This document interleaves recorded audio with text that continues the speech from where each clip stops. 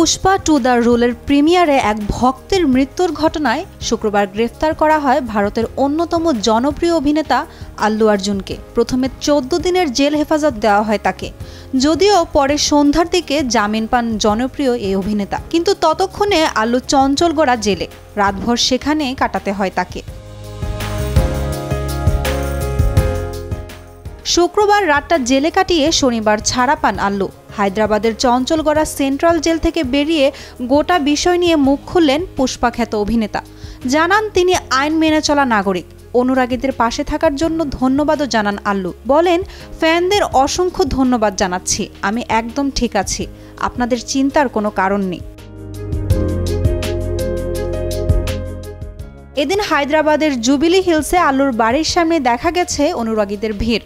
প্রিয় অভিনেতার জামিন হওয়ায় স্বস্তি পেয়েছেন সবাই। তাকে এক নজর দেখতে সকালেই বাড়ির সামনে হাজির হয়েছিলেন অনুরাগীরা। এ ঘটনায় সংবাদ মাধ্যমে অভিনেতা বলেন, আমি আইন মেনে চলা নাগরিক, প্রশাসনের সঙ্গে সম্পূর্ণ সহযোগিতা করব, যা যা করার প্রয়োজন সবই করব।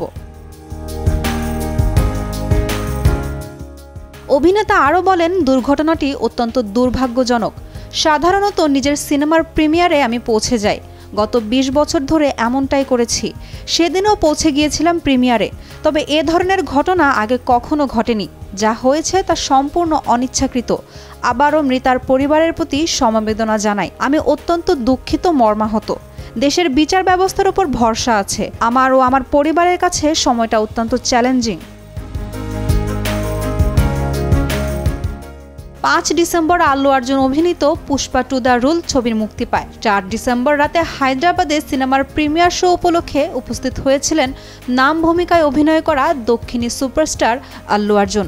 তাকে দেখতে অসংখ্য অনুরাগী সেখানে জড়ো হন। পরিস্থিতি নিয়ন্ত্রণে আনতে রীতিমতো কালঘাম ছুটে যায় হায়দ্রাবাদ পুলিশের। ভিড়ের চাপে পদপিষ্ট পরিস্থিতি তৈরি হয় সন্ধ্যা থিয়েটারে।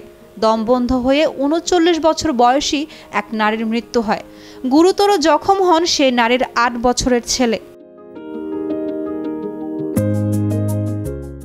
উর্মি আক্তার সোমা, কালের কণ্ঠ।